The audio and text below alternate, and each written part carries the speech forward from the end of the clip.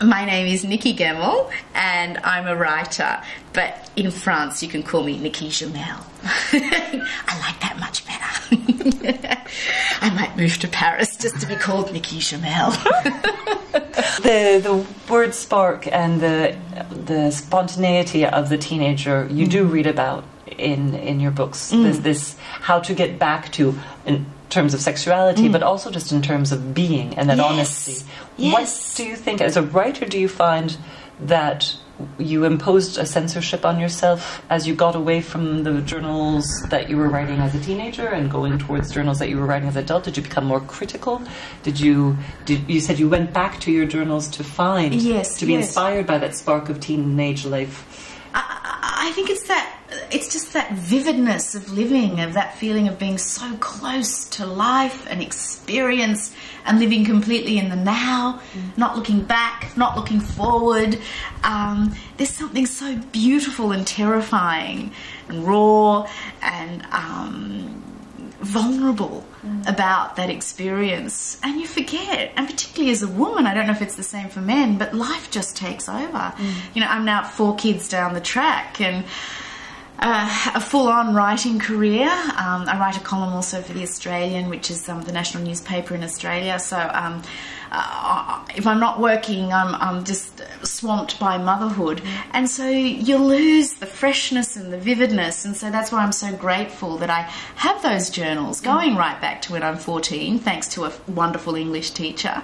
And I'm constantly, throughout my fiction writing, I'm constantly mining all those journals throughout my life for various stages of existence. Both with my body and The Bride Stripped Bare, they're books about empowerment, female empowerment, and more than anything, they're books about a woman finding her voice. And I think, yes, this teenage girl, the protagonist of With My Body, she does find an exhilarating freedom through a man in her teenage years. And then I didn't want it just to be a coming-of-age novel. I wanted to have the perspective of a woman in her 40s looking back at her life and seeing where she is now and how she can capture some of the vitality and vividness of her youth and that sense of freedom. But I wanted her to find it in her 40s on her own terms, in her own way, so that without, in a way, without the man, it's come from her. It's a journey that a lot of us women have into finding our voice, into exhilaration, into empowerment. I think it's fascinating how girls, life nibbles away at them. I have a daughter, she's 7, and she's so vivid and sparky and stubborn and strong and alive and vivacious, and she says no loudly if she doesn't want something. And I look at this magnificent creature and I just think, what happens to us as women? You know, it's life takes over. We become pleasers. We say yes when maybe inside we're screaming to say no. And I'm fascinated by that journey that we have. But then I think as females, we come out of it.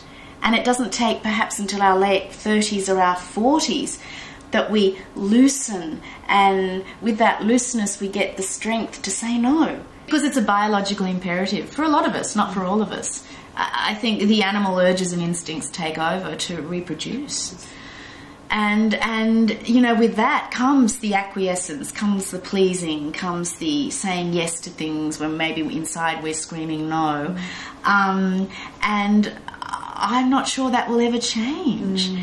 But I'm fascinated by that journey that we take, a lot of women, and I wanted to write about it. You know, I'm on the cusp of menopause now, and I feel like this really magnificent kind of roaring inside me of like, no, no, I will not do what people want me to do or what they expect me to do anymore. I find it exhilarating. I can't wait for it all. But it's just fascinating, the complexity and the contradictions of being female. And another thing I wanted to explore in With My Body is how a woman's sexuality can wax and wane with so many different things. You know, this is a girl I'm writing about, who had an incredibly vivid flowering and initiation into the sexual world in her teenage years, then becomes the wife, the good wife, the mother, and everything kind of disappears to the point where she's got several kids and she thinks, I could happily never sleep with a man again, I could just be a nun. And I think there are quite a few women like that. And so in a way, I wrote with my body to remind us all that we are sexual beings in the most glorious way. And, you know, there are a lot of women also who in their 40s find their voices, but also find their sexual voices and have the most experimental, exhilarating sex of their lives because they're unlocked. So that was another reason to write with my body.